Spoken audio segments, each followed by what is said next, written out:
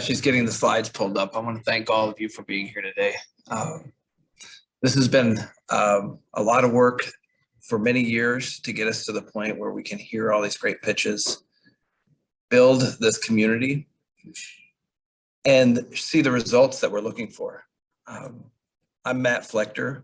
I am the Recycling Market Development Specialist for the Michigan Department of Environment, Great Lakes, and Energy. And I'll be your MC today. I'm not only going to be your MC today, but I'm also an architect of this program. So I have a lot of heart and soul into what we are building here together in this community. People like Kieran O'Brien, Jim Fry, Dan Radomski, the RRS team, the Eagle team, the Michigan Recycling Coalition team, and the Centropolis Accelerator team welcome you here today to learn from all of the teams that are here, excited to share their big ideas, how they're connecting the supply chain from the curb to end products, changing Michigan's economy and our environment. So I'm really glad to be here today and kick this off. A couple of housekeeping notes. Exits, right up here in front and also in back. Bathrooms, as you exit down here, turn to the right. We've got an exciting schedule planned for you today. But first, I want to tell you something about the way that NextCycle has grown and become something that many of us are quite proud of. One of the reasons that I'm proud about it is it tells the story about the connection between materials and climate and equity. There isn't a meeting, we have weekly meetings to design this program. And we always come back to the importance of making the connection to the global climate and the impacts that moving materials differently rather than from the curb to a hole in the ground, from the curb to a new product, and the climate impacts that has. We also talk about the jobs and the opportunities that are created by managing materials differently. We know that managing materials in a way that is not from a curb to the hole in the ground, but from a curb into a new job means jobs and opportunities and economic investment throughout Michigan's economy. And we can do that in an equitable way. So to start and to walk the walk, we want to provide a land acknowledgement, one that identifies the history of where we are and the importance of all communities. All communities right here in our community so that we can work together to solve these problems. So Bridget, please come forward and provide the land acknowledgement. You can get it here because this seems to be delayed. This is Bridget Pulaski. Hello. So I just want to start off and say that my grandmother and my father are members of the Grand Traverse Band of Chippewa Ottawa Indians up in kind of the Pinky of the UP. I'm not myself a member, but I would like to deliver a land acknowledgement for the Southeast Michigan area. We would like to honor and acknowledge that the land where our event takes place is the ancestral, traditional, and contemporary lands of the Anishinaabe people, including the Odawa, Ojibwe, Potawatomi, and Wyandot people. This land was taken from Indigenous people with the relinquishing of this land formalized in the Treaty of Detroit in 1807. It is important to recognize this history and understand Indigenous groups were the original caretakers and purveyors of circularity on this land. So just keep that in mind. Yeah, thank you. I like that. So thank you, Bridget. I like the end part of that, talking about circularity, making that connection.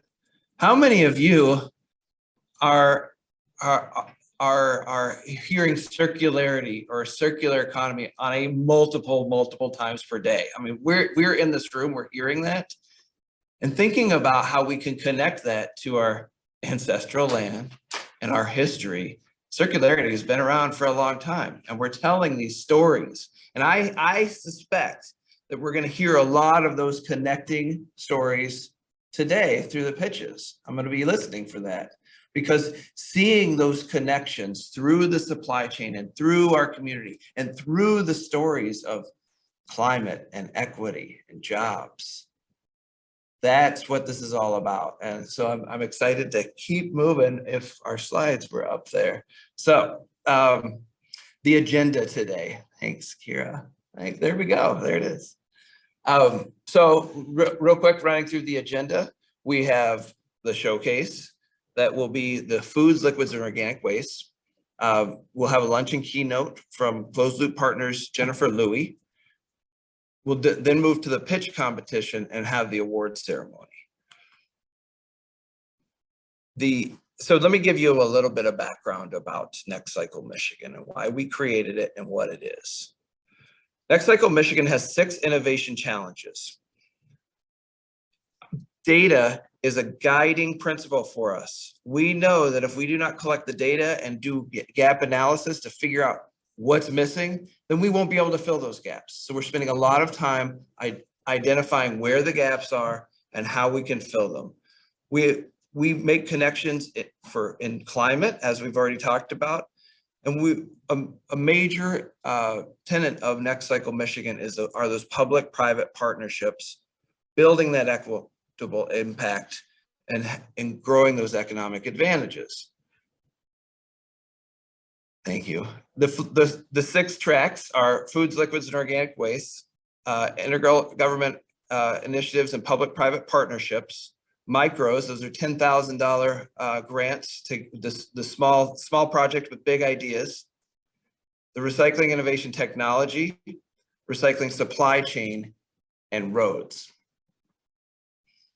We know that in Michigan, we can't just grow the recycling economy on the backs of state government. I worked for EGLE, the Department of Environment, Great Lakes, and Energy. We know that we need partnerships, and there's so many opportunities for investment, but we also know that we can move money into the system and find those partnerships to leverage those state dollars to amplify that investment to get us to that $1 billion investment that's in the gap analysis to get to our 45% recycling rate. We have 6 tracks. We have 218 applications submitted, 92 teams selected, and 780 organizations have been engaged. We have touched every part of the supply chain. We've got a lot of energy growing Michigan. And the thing that makes me really excited is hearing the stories from other states saying, how do we do that? How do we do that here? And so that tells me that the word is getting out and we are able to make those connections to the supply chain that are then connecting into other states as well. 120 active partners, 73 partner projects. We have 327,000 committed and $97 million in investments tracked so far. Today, we're going to walk through the awards for the teams. $16,000 for the pitch award pool, $5,000 in technical support from Centropolis Accelerator. You're all going to get to vote on for a $500 pitch favorite. There's going to be an $8,000 showcase award pool, $500 and a $500 showcase favorite. So get ready. You'll get to be involved in this as well. So first, I'm going to bring up Bryce, and we're going to. He's going to kick off the pitch competition here. I'm sorry, the showcase. So the showcase is our teams from foods, liquids, and organic waste. These are the organics teams, and they're going to showcase their projects for you today. Bryce, take it away. All right, thanks so much, Matt, for the great introduction. And thanks again to all of you for being here and for those of you online as well. So when we talk about the FLOWS showcase, which we're doing right now, and again, FLOWS represents food, liquids, and organic waste systems. We are really centered on this challenge statement. So, really basically teams are challenged to improve Michigan's organic waste reduction, recovery, or processing systems. What you see here is a map of the teams that are involved you're going to be hearing about today. And so, before I want to kind of get into this, I want to give a little context. So we started this journey last June, really, where these teams, among with, several others, applied to get into this cohort. We started working together in September and, spent 6 months working together to get them to this point today. But why are we focused on organics and why is that important? Well, what you see here is as Matt was talking about, the data behind it. We do a gap analysis every year and the data tells us that, okay, there's 8 million tons of material going to the landfill each year. There's people that actually sort through this and get to the bottom of what's going there and what can be recovered. 38% of that is organic material. And there are solutions, alternative solutions for all of that material that can provide valuable, turns it into valuable resources as opposed to being an environmental pollutant by releasing methane into the atmosphere. And so that's why we're focusing specifically on organics for this track. Now, when if you look at the chart on the right here, when we talk about organics, what does that consist of? Well, we're looking at predominantly food waste. And so that's both commercial from restaurants, from institutions like hospitals, and from residents at home. The next biggest is wood waste, followed by compostable paper, and the smallest section there is yard waste. On the left side, on the right side, you will see the organics processing. And so this is what's actually recovered here in Michigan today. 93% yard waste. So we're doing really good on that front, but we're not doing very good with food and wood.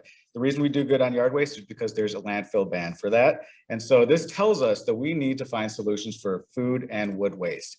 And this program, the Flows Challenge Track, is bringing together teams that are working on those solutions and helping them to grow and scale so that we can solve this problem that we're seeing here. One of the big areas we see, 5 of the 6 teams that you're going to hear from today are focused on food waste. And so I'm just showing you here this food waste circular economy diagram. You're going to see the teams talk about each component of this circularity, from the collection to the processing to the consumption. And that includes recycling, waste prevention, moving upstream, which you're actually going to hear about in the pitch with a team sabermetrics, rescue and recovery to capture that material before it goes to the end of life, and then composting and digestion to actually turn it into new valuable materials. I don't want to ignore wood waste. That's not on this diagram, but we do have a team focused on wood waste, and so that's a great. You're going to hear about that as well. So here's the order of our lineup, and then I'm going to hand it off to them. We have the Cocoa Corporation is coming up first, so I'm going to invite Adam to start coming down here right now, followed by Wormies, Remark Composting Solutions in Wayne State University, followed by Urban Ashes, Unlimited Recycling, and last but not least, Seeds. We do have a showcase judge panel. Several of these are remote. So we have Mike Zapo with the Resource Recovery and Recycling Authority of Southwest Oakland County, ROSOC. We have Chris Jolly from Michigan State Department of Packaging. We have Dan Schoonmaker from West Michigan Sustainable Business Forum. We have Susan Toman with the Compost Manufacturers Alliance, and Lindsay Walker with Emmett County. And so they're going to be judging these presentations, and those decisions are going to decide who gets that $8,000 prize at the end of the day. Let's see. So the showcase rules: we have 8 minutes for each team. There's going to be a rapid Q&A where the judges are going to have about 2 minutes to ask a question. So really like 1 question per team, and then that award goes to the top scoring team. So I want to give Cocoa Corporation the stage right now. Adam has been working for several years on organics, and he's got a great new innovation for integrating some new wood waste into his waste stream from the furniture manufacturing industry. Adam, take it away. Thank you very much, Bryce.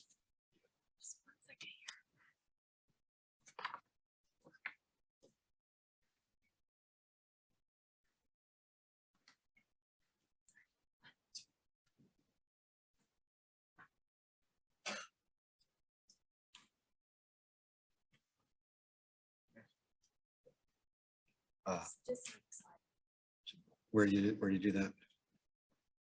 You just say next slide. There's a bit of a lag. Well, you just say next slide. Arrows right here. Yeah, sorry, that clicker doesn't seem to. I'm a much better composter. This is great for your pitch. You can use this piece. Okay. Hi, good morning. My name is Adam Brent. I'm the founder and CEO of Cocoa Corporation. At Cocoa, we believe that making a better compost helps make a better earth. Sadly, agriculture is the largest source of water pollution, as well as a major source of greenhouse gas emissions. And when you add in the greenhouse gas emissions from the millions of tons of food, paper, textiles, and wood that are being landfilled every year, you quickly realize we have an unsustainable food production and waste management system that is taking a catastrophic toll on our environment and costing us billions of dollars a year in damages. So today, I am very excited to tell you about how Cocoa has developed a practical composting solution for the thousands of tons of composite wood waste, food waste, and other organic waste materials that would otherwise go into the landfills every year, while producing a sustainable fertilizer that reduces agricultural water pollution and landfill greenhouse gas emissions at scale. I'll also show you why we are uniquely qualified to implement the solution. Composite wood is the technical name for particle boards, medium density fiber boards, and other types of engineered wood products that are used extensively in the furniture industries. For over 30 years, Michigan furniture manufacturers have been intensively searching for ways to keep their wood waste out of the landfills. But composite wood is nearly impossible to recycle due to its combination of chemical adhesives, plastic laminates, and toxic emissions. As a result, almost every piece of composite wood ever made that's both waste in and product out will eventually wind up in the landfill, and then releasing noxious odors and over 2.5 times its weight in greenhouse gas emissions. This is a big problem in search of a big solution. So last year, Cocoa developed a revolutionary process that makes composite wood a suitable feedstock material for our composting process. And best of all, we can do it at scale. Not only is this technology capable of handling all of the composite wood waste produced in West Michigan, but it can be used throughout the world, where there is an estimated 100 million tons per year of composite wood waste produced every year. After a 10-week composting trial and extensive laboratory testing, Cocoa proved that our proprietary processes eliminated the chemical adhesives and toxic emissions from the composite wood, as well as the plastic laminates from the finished compost. As a result of our trial, Cocoa received authorization from Eagle to regularly use composite wood in our composting process. So here's how we do it. Cocoa starts with the landfill business model, where waste generators pay us to dispose of their organic waste. Next, we use our proprietary composting process to transform diverse waste streams of organic waste into our Cocoa high-quality humus compost. And finally, we sell our compost to farmers for use on their fields as a soil amendment. Cocoa's composting system is extremely flexible, it operates year-round, and it generates over 70% gross operating margins. Not only does Cocoa's composting solution close the agriculture waste management loop, but it generates significant benefits for everything.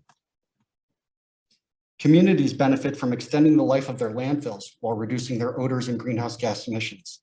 Businesses benefit because they realize their zero waste commitments, and farmers benefit because they're using a sustainable soil amendment that has been proven to increase their crop yields while at the same time lowering their nutrient runoff and greenhouse gas emissions.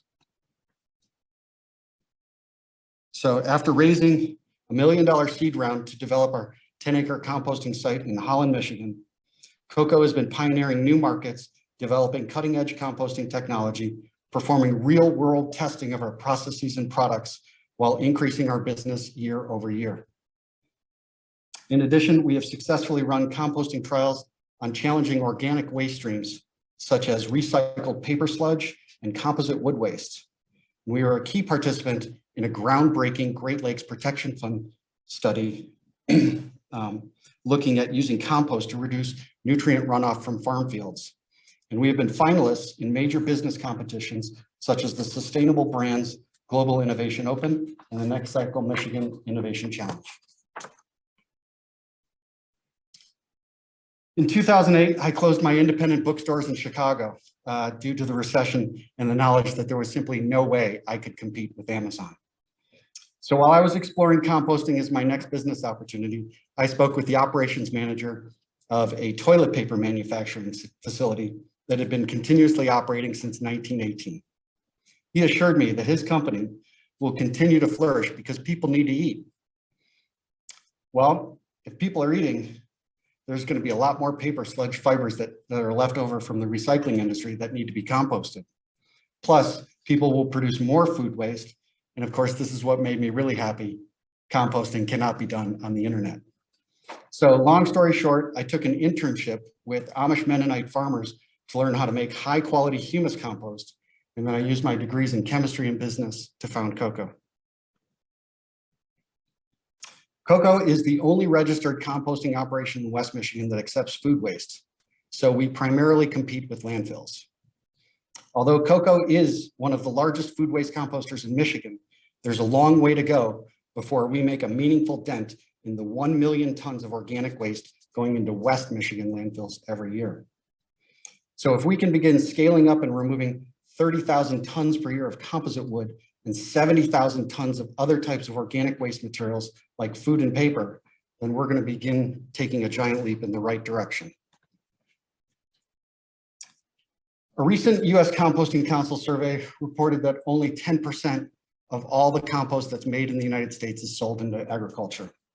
This is woefully inadequate.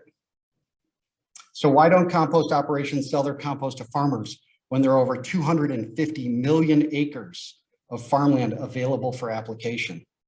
And basically, it's because ordinary compost costs too much to apply. So when I started CoCo, I knew the only way to penetrate the agriculture market was to produce a superior compost that would give grain farmers a positive return on their investment when they apply it, and it's working. We have grown both our farmer base and total sales from 700 tons in 2016 to over 5,000 tons last year, which means that CoCo now accounts for 1% of all the compost sold in America. In our proof of scale model, we estimate that a 30-acre site processing up to 100,000 tons would produce approximately $8 million a year in revenue and EBITDA of over $4 million. Sorry. Right now, CoCo is raising a $3 million convertible note that we're offering an 8% interest rate and a 20% discount to our next funding round. We've already closed $750,000, and we plan to use the funds to develop a new 30-acre site capable of composting the wood waste materials that I've mentioned. Thank you very much for your attention. I appreciate it, and I'd be happy to answer any questions.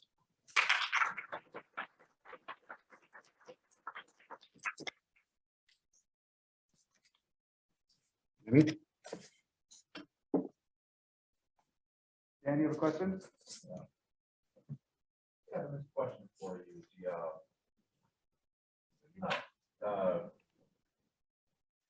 You came to Michigan to start this business. Yeah. And I hope you can share kind of what type of investment you would like to see from the state. Like this as an agricultural use, and the type of industry you're applying for, you could be located in Iowa or Illinois just as easily as Michigan. Correct. And I'm wondering if you could share kind of what would an organization like yours be looking for from the state to be able to stay and invest in Michigan and grow your business here? That's wonderful. So Michigan is probably one of the best states to set up a composting facility from the state perspective. If you look at the state laws in Indiana, Illinois, and Iowa, they require a $10 million closure bond to be put in place before you can even start composting. So they have additional hurdles. Illinois didn't even allow food waste to be composted up until a few years ago. So they're very restrictive in terms of the types of materials that you could take in those other states. Indiana was very similar to that. Michigan, though, while it is quite permissive in terms of the state regulatory, Siting a facility is a completely different subject. And that's one where the state could in fact pass some sort of an ordinance or law that counties would have to set aside a certain number of acres that would be available for a compost operation. Because local zoning, there are no local zoning ordinances on the books for composting. And so you have to go and ask for a special use permit.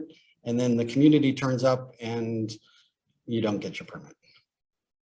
So while the state is cooperative, the local level is not. Thanks so much, Adam. And I see there's other questions, but we do have to keep moving, so I'll give other judges a chance for questioning other teams. So Adam, Absolutely. thanks Thank you again. very much. Round of applause, please. I'm not gonna hand it over to Luis with Wormies. He's in West Michigan as well, have a completely different business model, really focused on premium compost made using worms, a vermicompost operation. So I'll hand it over to Luis now.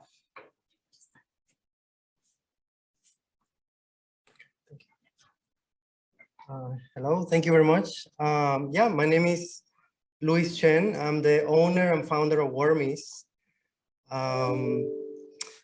Several years ago, I was an accountant. Now I'm a worm farmer. So how did this happen? I was cooking dinner one night for my family of 3.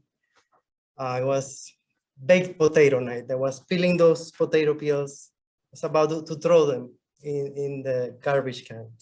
And it hit me, right? I was like, came to this realization, you know, nature doesn't waste. In nature, everything is cycled, everything is exchanged. Plants grow, they drop their leaves, they drop their fruits, their seeds, not only for survival, but also to exchange nutrients, you know? So I said, this going to the landfill is not gonna be turned into healthy soil. So I said, I need to change my habits. So I started Wormies in 2018 with this, I don't know, it was like this urge to change things. So I started Wormies in 2018. You see that little car over there in the bottom that says Wormies? That's my wife's car. I was using that car to collect 5-gallon buckets of food waste from my neighbors. I was able to fit 12 buckets in that car. In a week, I had 10 routes. I was able to service 120 people. Nowadays, with the help of my wife and so many other people, I've been able to grow to 450 members in our collection service. And we have diverted over 600 tons of food waste from landfills. So Wormies is a circular economy business, right? So we collect food waste from commercial customers, farms, stables, and from residents as part of a CSA program. So we give back a portion of the finished product. So we bring all that material to our farm, and it goes through different stages. First, hot composting. Second stage, vermicomposting with worms. And finally, harvesting of the finished product. So the finished product is what we call vermicompost. It's nothing else than the poop of the worm. And so that's what we sell. And we also use this vermicompost to make soil mixes. Let's say a soil mix for seeding, a soil mix for indoor use, outdoor use. So there is a line of soil mixes. And we also sell liquid form of compost. So, so we have a very detailed monitor process with the focus on biodiversity of the product, a premium finished product. So one of the main focuses is on the intake of the material. So we make sure that it's free from contaminants. We need to make sure that it's free from plastics, free from metal, glass, persistent herbicides, and pesticides. So our finished product, the vermicompost, contains a higher percentage of what we call worm manure, worm castings, worm poop. So in comparison to conventional compost. So what does this mean? This means the research have shown that there is a beneficial microbiology in this little bowl of poop. So what does that mean again? Growth hormones, protective enzymes, and nutrients that are unique to the worms called action. That's why worms are so important. So then, what's I gonna say? Yeah, so not only that, but more on the microbiology. You know, microbiology that is cultured locally outperforms when it's used locally. So we like to say, you know, Michigan made soil for Michigan growers. So we have been rated on the top 10% for best quality compost by Earth4 Labs.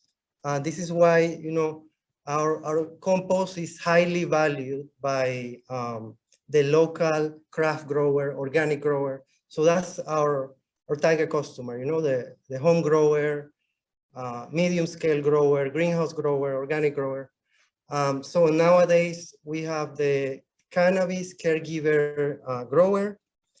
This is a grower that is looking for a type of product.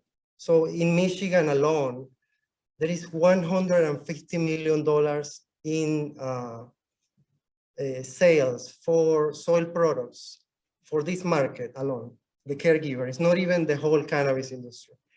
So most of the sales, unfortunately, are going to out-of-state products. You go to a garden store and all of the bags come from another state, all of the bags of soil. So Wormis is here to provide a solution to this, no? Local soil. In addition to that, we are working on having our facility be licensed to service this industry, collect their biomass, and compost it. To that end, we're scaling our operations from 30 cubic yards we're processing, servicing our collection members or 450 members. We have a dual revenue stream. We are working on scaling to be able to process 200 cubic yards per month. For the past 2 years, we have been selling out on our finished products, so we foresee a similar outcome moving forward. With the 200-yard target, we will be able to service 2,500 members in our collection service. So we have purchased a 13-acre farm zoned for agriculture. And again, yes, it's very difficult to get all this in place. So with the help of NextCycle, we have been able to design our site, set up targets, regulatory targets, and put a plan in place. So with the help of a strong leadership team and our team of consultants, myself have been certified as a compost operator, facility operator by the U.S. Composting Council. I'm a member of the Soil Food Web Institute, and I have a 12-year career as a forensic auditor. Jim Yost, development partner, Chandra Michalski, living soil director, and Sarah Yost, helping with brand and marketing. And our list of consultants, O2 Compost, helping us with compost site design, NextCycle, Earth4, Spring GR, and Star Garden.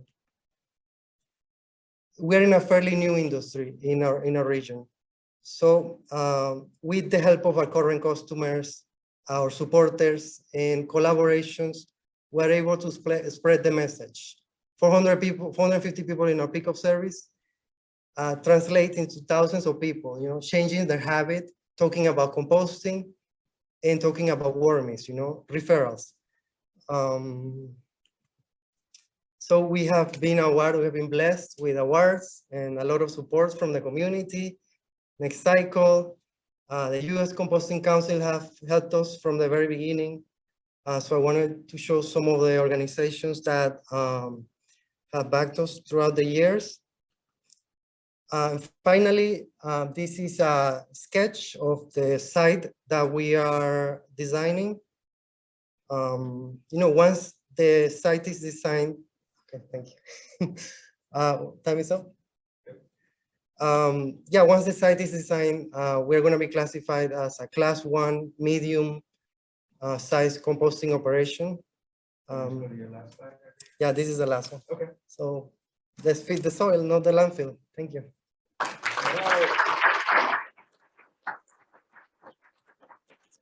Thank you so much, Louise. We have time for one question from the judges.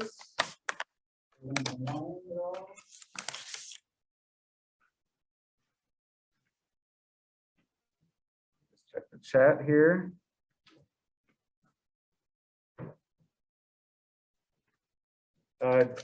Dan or Lindsay, any questions for Louise?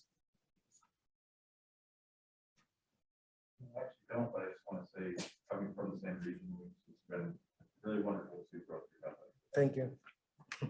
Yes. Well, thanks so much, Louise. And Yeah, thank you. you all can find him afterwards in the working hours.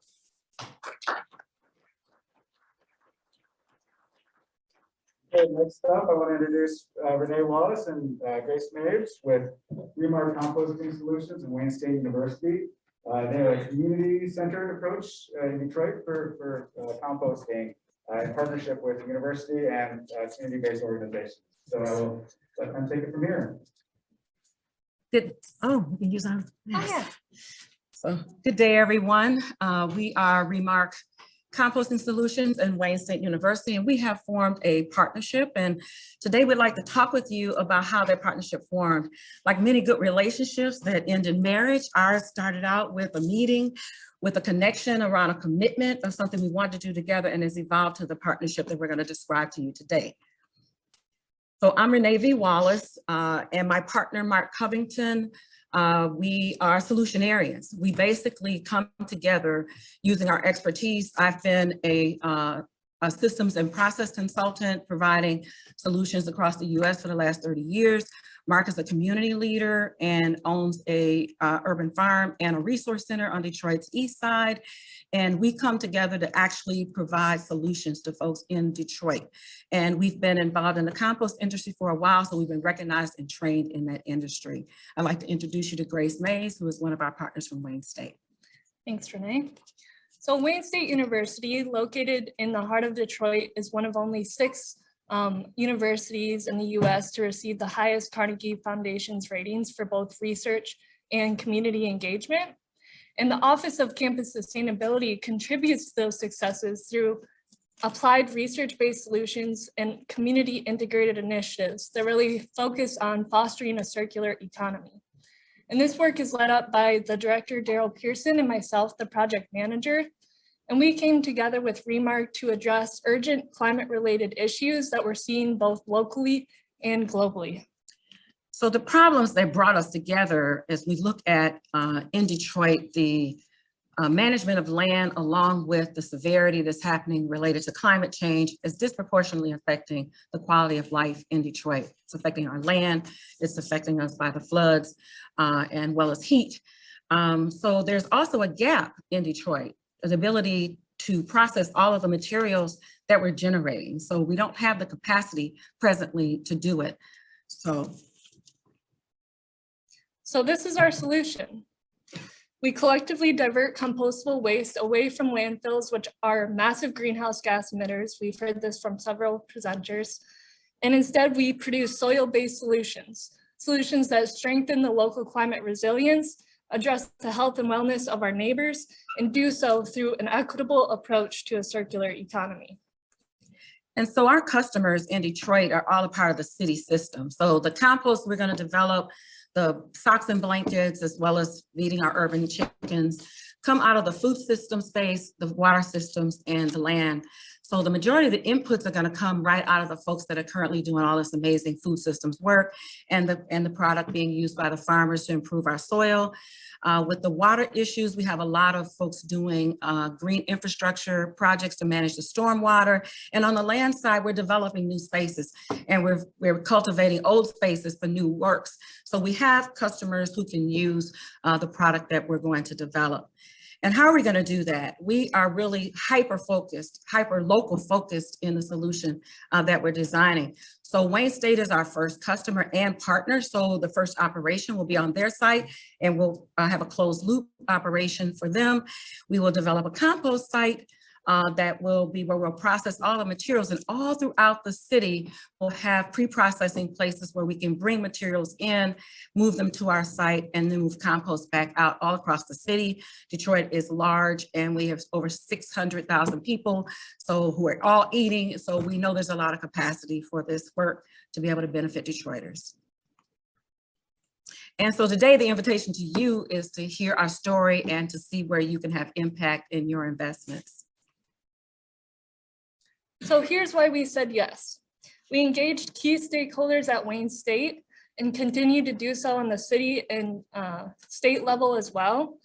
And we secured support from the President's Environmental Committee, the Faculty Senate and Student Senate at Wayne State. And then we took the next steps to begin our the pilot operations side of things. So in this pilot operations, we diverted over 11,000 pounds of food and yard waste to date. And this really allowed us to work out a process to understand how to scale up from there. And the customer partner agreement, as Renee said, we're customers and we're partners here. Helped us create a sustainable path for moving forward. And so Remark commits to transforming Wayne State's food and yard waste into a resource, and Wayne State agrees to purchase that finished compost back so that we can use it for infrastructure projects like Renee mentioned on the campus. So there's a lot of people involved in making this work, and we've taken a very integrated approach. So you've heard a little bit about our team and our customers. We collaborate with folks in our community who are working to reduce food waste, as well as other folks who might normally be considered competitors, but are also servicing Detroit and developing relationships with them so that we can meet the need in Detroit, as well as funders and investors. And what does that look like? Mark and I have already cultivated some startup resources in the form of cash and time, and we're presently looking with Wayne State to determine exactly how much compost they're going to need in this first year of investment. And where you come in is as we walk through these stages, the first invitation is helping bring up the site at Wayne State, where we'll do some research up front to do that, as well as the Learning Center. And then the big ribbon cutting in 2023, when we offer the compost operation in Detroit. And for us, it all comes down to composting is love. It's all about love for the planet, love for the people, and a loving way of doing this work. So we take these materials that have been waste, turn them into resources, and our life is sustained. So we want to thank you for listening, and we'd like to hear your questions and your thoughts.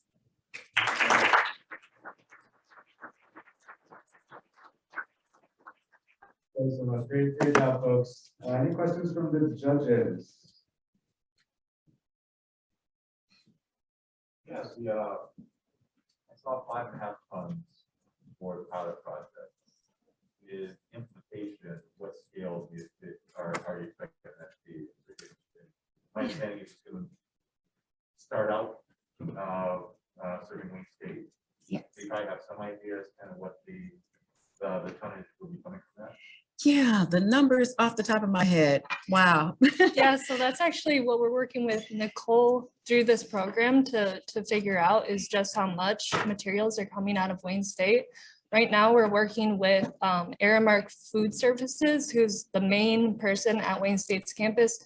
And they have over 10 locations that are restaurants and cafeterias and catering as well. Right. And then we're also working with, and we've already started these relationships with some of the restaurants that they're not directly related to Wayne State, so they're not through Aramark, but they're lining all of the streets on campus, so we're working with them as well. Yeah, and with the pandemic, we had to kind of adjust and see what the numbers are going to look like when everybody comes back. So, right.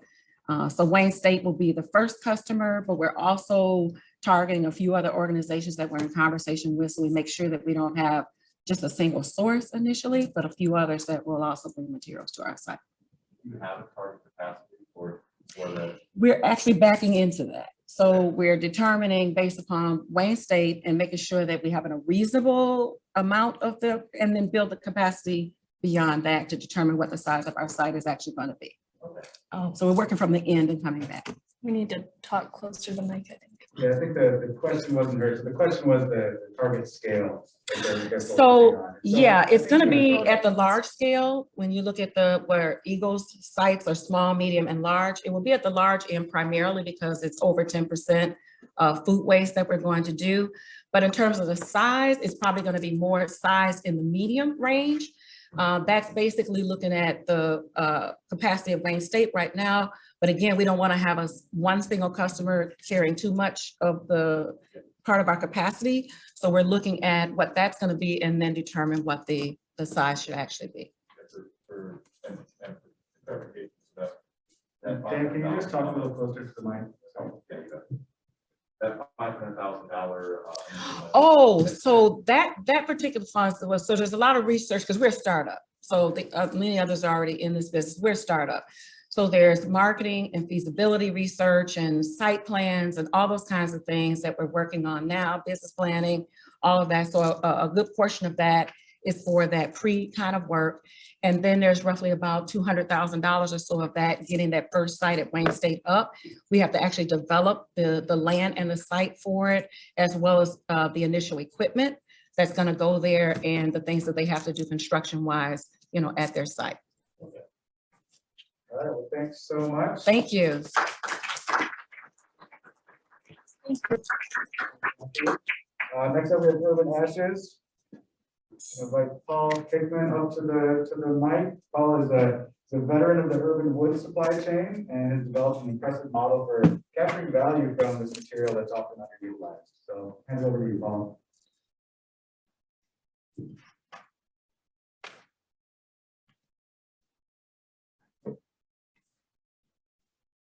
I've been practicing with good morning, so I guess I can still stick with good morning.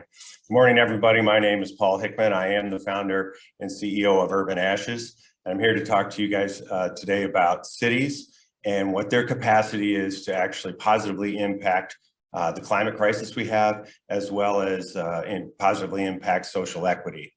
And specifically with cities, I'm going to talk about 3 core issues that they have.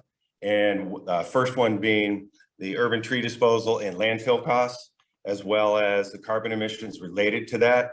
And lastly, community safety and crime that continues to be an ongoing problem across the country and the world for that matter. And I'm definitely going to talk to you about what we have dubbed our circular urban wood trichotomies. We feel is an excellent solution to address all of these in a really positive way. Now, all 3 of these issues have 2 core things in problem. Cities' inabilities to maximize the utilization of their natural resources, as well as their human resources, quite possibly their most valuable resource. Now, on the natural resources side, cities fail to tap into about $753 million of furniture grade lumber that comes out of the fallen urban trees every year across the country. All the while their tipping fees continue to go up in their landfills, and that ultimately releases about 111.5 million metric tons of CO2 equivalent emissions. So it's not a good business as usual situation right now. Now on the human side, the string theory tells us that the lack of monetary success and positive societal support to our minorities and poor people is a huge cause for the increase of crime, increase of lack of community safety, gang-related violence, and things like that. And for decades, we have sort of followed the model of tough on crime and mass incarceration, which has been proven over and over again that it's failing. It's ridiculous that we spend, this number always blows me away. Oh, hit the wrong button there, sorry. That we spend twice as much money on incarceration than we would need to spend to send an individual through a state college, including room and board, and average, which is crazy, and that needs to end. And our model that we're developing here will address that in part as well. So a little story for quick on carbon in relationship to trees. So when a tree grows, it spends its entire life capturing CO2 and building that carbon into its infrastructure to the point where wood from a tree is 50% carbon by weight. So when a tree comes down, for any reason, it will begin to release all that carbon, as well as potentially methane and other noxious gases that could lead to acid rain. Now, these are all sort of the traditional ways that trees are dealt with across the country. It's about the lowest utilization possible, and all of them release CO2 pretty quickly to the tune of about 22.9 million tons of CO2 a year. Now, I'm talking about cities across the country, but also we're focused on Ann Arbor because this is our pilot model that we're specifically working on here, and we are based out of Ann Arbor. And what's a little different here is we've overlaid Ann Arbor's numbers, and you'll see on the right side here that these are all still being massively underutilized and or wasted. And what that's causing with that 100% underutilization is the city every year is losing about 1,100 metric tons of CO2, excluding the loss of just raw materials, but they're emitting 1,100 metric tons of CO2 by disposing them through the chipper or the biomass pile. So now what if we did this different? And what if we introduced a new model? And in this case, we would like to introduce the circular urban wood trichotomy.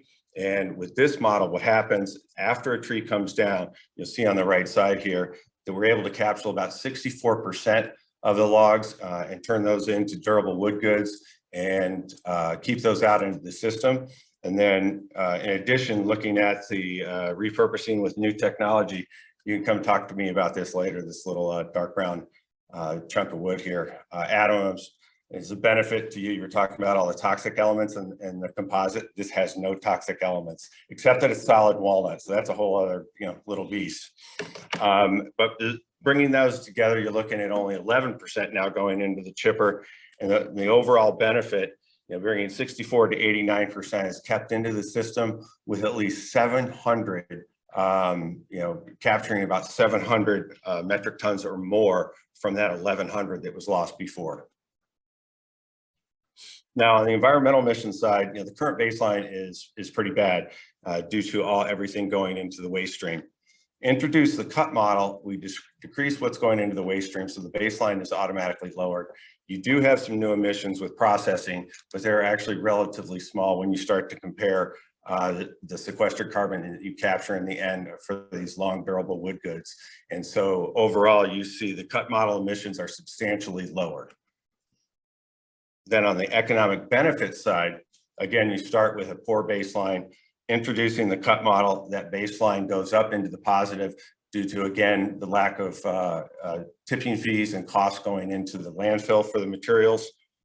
And then you'll see a huge swing in productivity and new jobs, new revenue, and new economic activity. Particularly in our case, what we're focused on is providing startup businesses and career opportunities for our returning citizens and youth that have had contact with the juvenile justice system.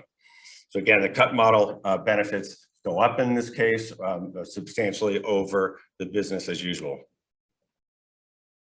So who is the Urban Ashes team? It's now made up of a core of two folks, myself and my business partner and wife, Marcy. We bring over 25 years experience in the urban wood utilization industry, as well as 25 years in IT and project management and systems-based management, as well as 13 years of working with our formerly incarcerated and youth. Now, we also partner with two incredible institutions. One we're in right now with the University of Michigan that you'll see here for the last year, an Urban Institute team that's been working with us. Excuse me. I knew I was going to get a dry mouth today.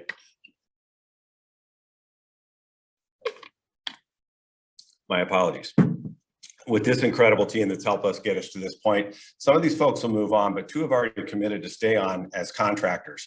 As we kind of cycle through, we're going to lose some people, through these through the universities, but our goal is to stay with them and continue to work with them as contractors. We also will be working with Michigan State with a similar kind of mindset. They have one of the only urban forest programs in the world.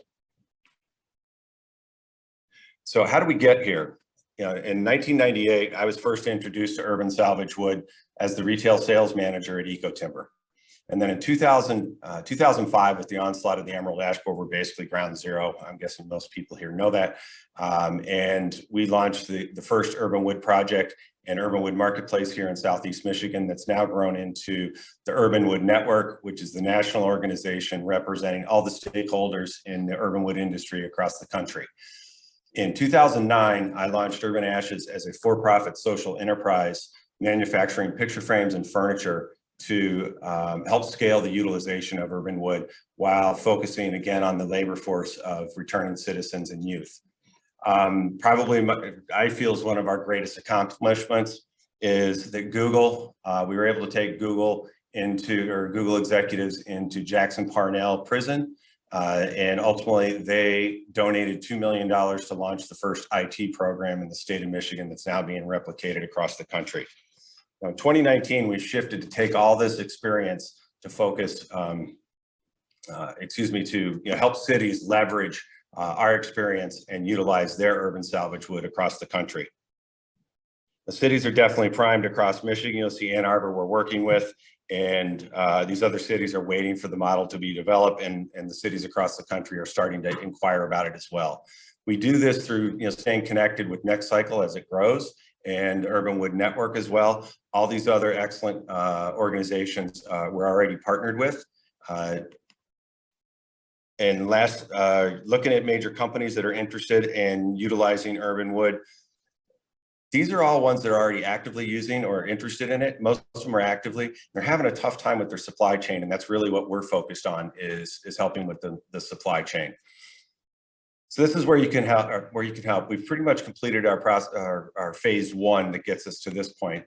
And now at phase two, we are looking at a turnkey model to develop, to finish developing the pilot and let Ann Arbor be able to basically hit the go button and adopt this process. And we really need some partners and matching funds for a pending $170,000 Eagle grant to bring this to fruition. And then ultimately through the, after that, we can do implementation in Ann Arbor and take that to the rest of the cities, as well as moving it across the country. Thank you very much, everybody. I apologize for going over a minute or so, I guess. Questions?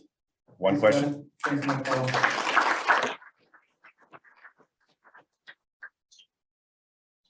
Any questions for the judges? I do have a question, if I may. Can you define for myself and others what tri-economy is? Absolutely. Trichotomy is simply based that the concept of having a circular economy based around businesses that are triple bottom line. So bringing a network of businesses that are not just your traditional businesses, but a focus of having multiple businesses that are, ideally their core model is triple bottom line.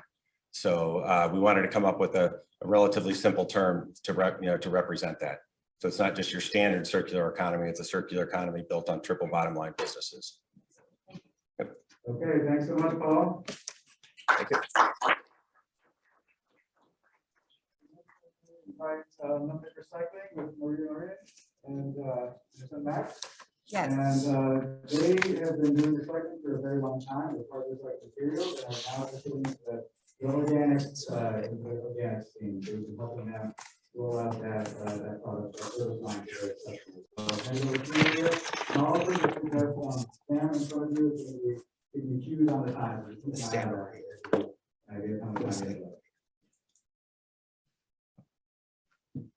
Start this. That's why good to go.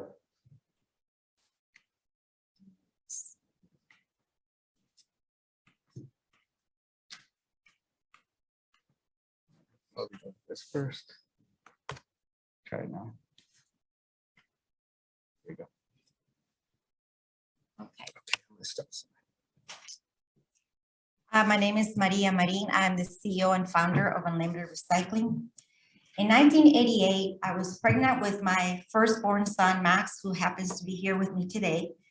And I remember a lady who worked for the Wildlife and Fisheries Division realized I was pregnant and advised me not to eat fish from the Great Lakes. And I remember that was an aha moment for me when I realized that we had a huge environmental problem here in the state of Michigan.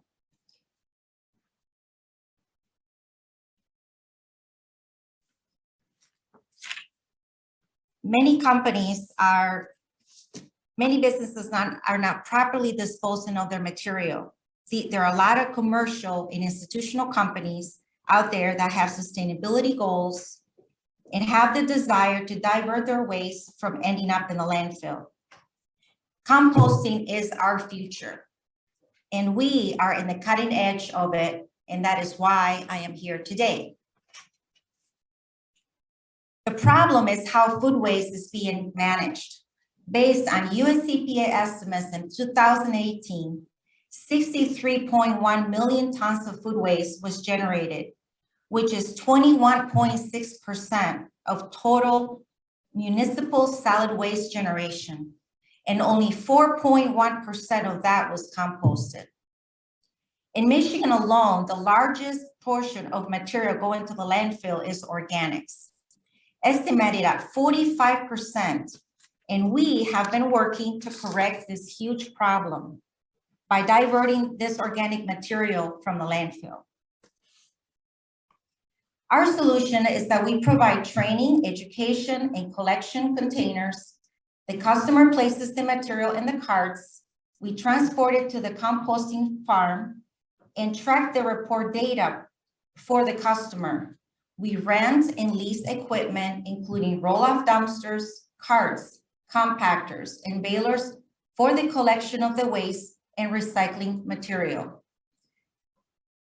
We currently have 10 trucks that vary from roll-offs, box trucks, rubber wheels, and trailers, to name a few.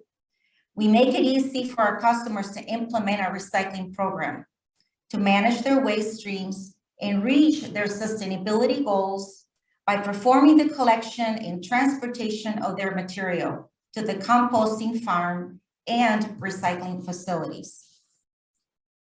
We are a minority woman-owned company certified through the Michigan Department of Transportation and Wayne County Airport Authority. In 2008, we received a $2.5 million contract with the U.S. Army Command Center and received excellent rating for our service and standard to which we still perform. Much like that, we do for Selfridge Air National Guard, the McNamara, and the IRS building in downtown Detroit. For composting, we service Google, LinkedIn, Cranbrook, Aptiv, Delphi, Automotive, and Rivian, to name a few. We have a total waste management with Android and Advances, in which we manage 11 plants nationwide. We have a lead disposal management contract with Walbridge for the construction of the Gordie Howe Bridge, which is the U.S. Port of Entry, which is the largest project in North America. And the goal is to divert over 95% of the material that is generated at the construction site. This is how our compost collection recycling program works. The customer places the organic material into a 64-gallon rolling cart lined with a compostable bag. Our driver picks up the material and transports it to a local compost farm. The farm turns the material to make nutrient-rich topsoil, and within 6 months to a year, it is sold to landscaping companies and consumers. According to Eagle composting data in 2020, food waste was recovered in Michigan was only 1%. In the state of Michigan, the recovery goal is 45%. And I know we have the potential to reach it. By diverting food waste in southeastern Michigan, we can tap into a $28 million market. Our competition doesn't even come close to unlimited recycling. We have a distinct advantage over the competition, as we offer roll-off dumpsters, carts, training, education, and recycling reports, as well as outstanding service. We have been consistently growing in the last 5 years. From 2020 to 21, our sales increased by $1 million, even through COVID, which, with a strong marketing initiative, we are projecting to reach at least $1 million in composting by 2026. These are the industries we have identified as best potential customers, being that they are the largest generators of organic material and compostable material as well. Our plan is to create awareness by activating our marketing push to add this service to existing and new customers.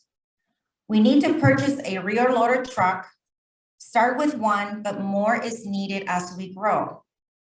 As our customer base grows and we acquire more trucks, the organic tonnage will increase. And continue to partner with urban farms, composting farmers in the city of Detroit to create more compostable material. Our key results is that we are a one-stop shop for composting, recycling, and total waste management. We maximize the recycling percentage of composting and landfill diversion for beneficial reuse. Reduction of greenhouse gases that contribute to global warming and climate change. We provide consolidated reporting of composting, recycling, and emissions. And lastly, we boost the local economy by way of the collection, selling, processing, and reuse of materials. Here's my contact information. Please feel free to reach out to me. We all have the power to take care of our planet for our future generations. So please don't forget to recycle. Thank you for your time. Any questions? Thanks so much, Maria. If any of the judges online have a question, you can raise your hand and Kimberly will put you off of mute.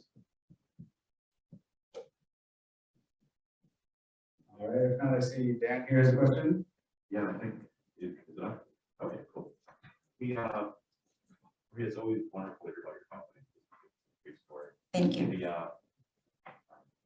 I think we've seen over the past decade how one of the things that helps compost be successful is having that vertically integrated system where they do have either a strong relationship with farms or own the farm.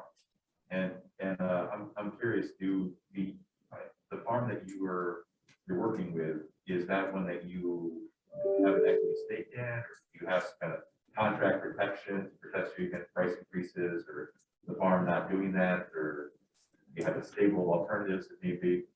We only have 2 farms locally that we can take material to. So that's what we're working with Remark. In the future, hopefully we'll be able to take material locally.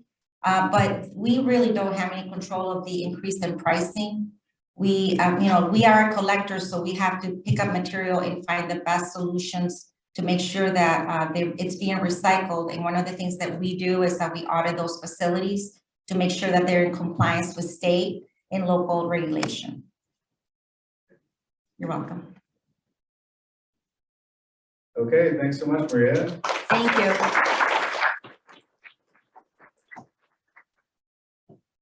Next, I'm going to introduce Seeds from Northern Michigan, Sarna Salzman and Andrew Dale. They're going to talk about a systemic regional approach to organic waste up in the Northwest Michigan. Take it away. Good afternoon, everyone. My name is Andy Gale from Bay Area Recycling for Charities. And I am Sarna, the founding executive director of Seeds Ecology and Education Centers. And we are here to pitch to allies who are interested in reversing global warming, equitable business models, and the production of rich soils. We have a couple goals today, and that really one is to help you get to know how we're tackling this truly existential challenge in the Northwest corner of Michigan. And we hope that at least a couple of you experts and investors get curious about what we're doing and perhaps even fired up. We want to talk about waste equals food, the immutable equation of the universe. We're all just garbage from exploded stars. And in this case, we're talking about literally turning food waste back into more food. So, of course, everyone here knows what food waste and yard waste and wood waste, that's our organic materials that come from our homes and from our businesses. So it is one of the fastest, it's one of the largest components of solid waste. And the state of Michigan has a goal of 45% diversion from the landfill. And so for us to do that up in our little neck of the woods, we're looking for a diversion rate of 33%. On average. And this is a sticky problem. Organics are the #1 contaminant of otherwise valuable recyclables. They're heavy and expensive to move around. They stink up when they get to the landfill and release methane, a potent greenhouse gas emission. And relatedly, agriculture, the system of agriculture currently is really petroleum reliant. Ironically, we could solve both of these problems with one solution. So luckily for every problem, we do have a solution. By moving that organic waste away from our recyclables and from our waste stream, we're able to produce a cleaner recyclable material, a larger quantity of recyclable material. When it comes to the weight of food waste, we want to keep things more local and try to have facilities that are closer towards the cities and the towns that we live in. Methane, we just want to get rid of that altogether. It's 22 times worse than carbon dioxide as a greenhouse gas. And we want to be able to reduce, reuse, and recycle it into carbon neutral soil. And when it comes to pouring motor oil on our fields, we want to get rid of that too. We want to replace and go old school and go back to the way we used to do it, which is letting that food waste become that organic material that goes back into our soils. Clearly not easy. This is a complex systemic problem. Nobody's in charge and can just fix it with a wave of a wand. This is going to take time. It's going to take partnership. And not only do we need to identify the levers of transformation, we need to know which levers we actually have agency over. So transforming our complex system, if you know Sarna, she loves a good formula. So we've got D times V times F has to be greater than R, where D is our dissatisfaction with our current system. V is our vision of what we want to do. Here in this room, everyone has a vision of what we want to do with our organic waste. First next steps, those three multiplied together has to be greater than the resistance that we're up against. So what we see here through culture and education in our pentagram, it's a circular economy. We see these things of being levers. We want to pull on these levers and create these relationships. And in doing so, we're able to take those cause and effect levers. For instance, people in Northwest Michigan with backyards can divert 2,000 tons of food waste with just the right proper training.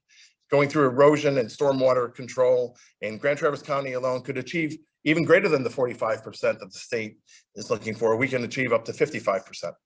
Of organics diversion. Okay, so who are the two of us standing here and why are we here today? We are two nonprofit organizations. We have been embedded in the greater Grand Traverse and the state area for close to 4 decades collectively.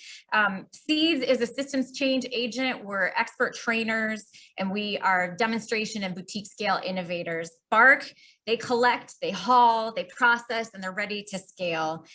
Both of us are demonstrating, especially in Northwest Michigan, what is possible. And we want to share with you the rest of this presentation is what those specific next steps are so that you have enough identification of that so you feel like the value proposition is greater than the resistance. So what we've been doing so far is we've been collecting data using the services of RRS. We have been able to find out all of the folks, not all of them, there's probably more that we found up in our region that are players in the composting concepts. And so those all become dots on the map, just as all of you are dots in your own regions. We are collecting that information and figuring out who we can collaborate and partner with. And if you look on the bottom, you can see that those dots by themselves are just that. We need to start to connect those dots with a hub and spoke. We need to start taking the hub and spokes of the different regions in Michigan, bringing them together, thus creating a microorganism of composting. So that's the system scale change that we're working on. Individually as organizations, we're scaling our own implementation, building out a compost training facility. Hopefully Eagle will help with that soon. Increasing the number of community drop-offs and community engagement opportunities, expanding processing, pre-processing, innovating around that hauling and processing challenges. And importantly, explicitly, we're including the rescue of food and wood waste. This is not only an equity and access issue, this is also the biggest bang for the buck on greenhouse gas emissions reductions. And how are we doing that? We're linking arms with each other. We're finding places where we can work together. This right here is a short list of folks that we've already engaged with. What I see is a year from now, well, I need a bigger screen in order to fit more of the partners and collaborators that we can continue to work with. again, we know it's not going to be easy. We know what the threats and weaknesses are. A big one is a lack of upfront investment and consistent investment in the outreach and education and training that we need in the region, and the alignment bringing that we need in the region. Another big area is connecting the value chains. These circular economies need to have all the links in place. Otherwise, the whole thing doesn't really start to flow. So building momentum is hugely important. And yes, we're competing with haulers and landfills, which, right, they're big. On the other hand, that's really the only thing we're competing with. So we just have to be less expensive, easier to operate, or more fun. And I will tell you, growing food is way more fun than carrying out stinky, heavy trash. So the ecosystem of transformation, again, is going back and pulling on those levers and finding those partnerships. And in that process, we're able to tackle the questions of logistics, revenue generation, and innovation of product markets. Currently, Bay Area Recycling for Charities is really good at the services of hauling, tipping, and processing. Seeds here does a great job with the curating and sharing of knowledge and networks. There's other players and other organizations that we're able to work with to do that. Both Sarah and I argued that we wanted to both be part of the innovating. You gotta go back one more. You got to finish your slide. All right, that's what I'm doing. Okay, so collectively in a 10-county region in Northwest Michigan, probably $30 million from what we know now based on the research we've done to tackle a 10-county initiative effort and reach that 33% diversion goal that would meet the state goal. That's 20 jobs, that's 15,000, 16,000 metric tons of CO2 equivalents. Tomorrow, what we need $2 million so that we have that 5-year window of runway of consistent effort at movement building, alignment building, connecting with Detroit, connecting with Saginaw, connecting with the Upper Peninsula, so that all of this keeps flowing upwards. It's going to take a village to make it happen. Our time is up. Or if someone here wants to write a check for $30 million today, we were happy to take that and put it in the bank and we can get started on it. But what we see is not just a collaboration within for composting with the people that do the composting, but all of these different levels of capital, places where we can get capital from state and local and federal grants, all the way down to sweat equity and having volunteers out there doing backyard composting. So like Sarna said, it will take a village. Yeah, but it only takes one generation to make a full transformation. So we're ready to lean in harder. I hope you are also, well, we know everyone in here is leaning in harder. So let's lean together. Thank you.